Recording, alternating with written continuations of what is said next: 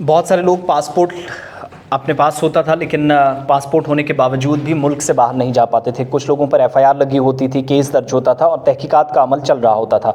लेकिन इन सब के बीच में अब क्या हुआ, एक तारीखी फैसला जम्मू कश्मीर और लद्दाख के अदालत ने सुनाया। जम्मू कश्मीर और लद्दाख का चूँकि कॉमन हाई कोर्ट है, एक ही अदालत है, वहाँ खुसूसी बेंच ने एक मामले पर समाअत की और मामले में बड़ी क्लियर बात कि अदालत आलिया के मुताबिक किसी भी शख्स के खिलाफ एफआईआर अगर दर्ज है, जब तक वो मुजरिम नहीं बनता या करार दिया जाता है जिस पर सफरी पाबंदी आयद की जाती है, वो कानूनी रूह से, कानूनी एतबार से गलत है।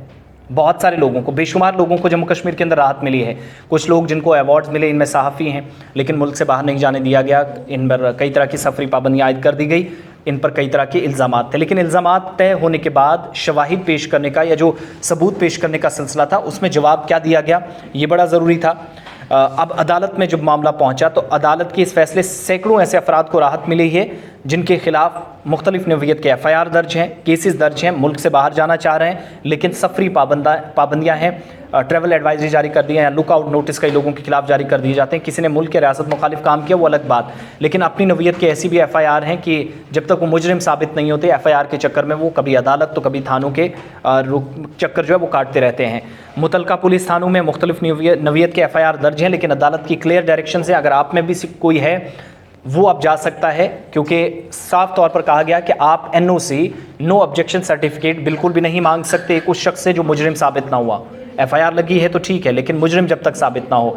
दूसरा, मजाज अथॉरिटी यानी जो इशूइंग अथॉरिटी है जिसने आपको पासपोर्ट देना होता है, पासपोर्ट ऑफिस से अगर आपको रोका जाता है तो कानूनी एतबार से गलत है, आप दोबारा अदालत से उसके लिए भी रुख कर सकते हैं।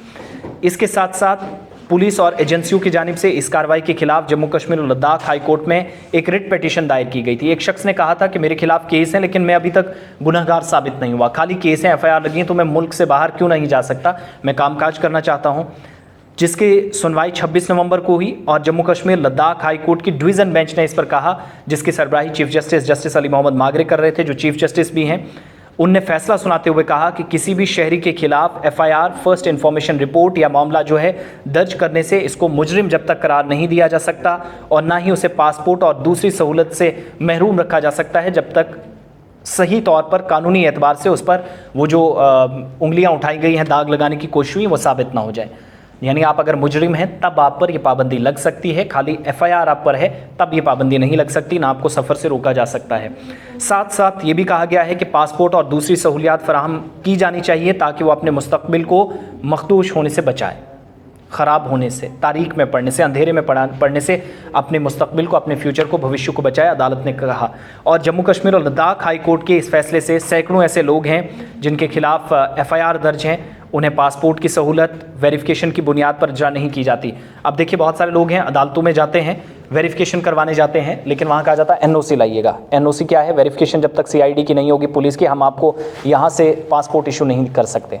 अब अदालत ने क्लियर कर दिया कि अगर आप मुजरिम नहीं हैं तो ना आपसे पासपोर्ट ऑफिस में, बल्कि जो मजाज अथॉरिटी है जिसको हक ये है कि वो आपको क्या है कि पासपोर्ट दे, ना तो वो नो ऑब्जेक्शन सर्टिफिकेट, कोई एतराज़ नहीं है सर्टिफिकेट, वो भी नहीं मांग सकती।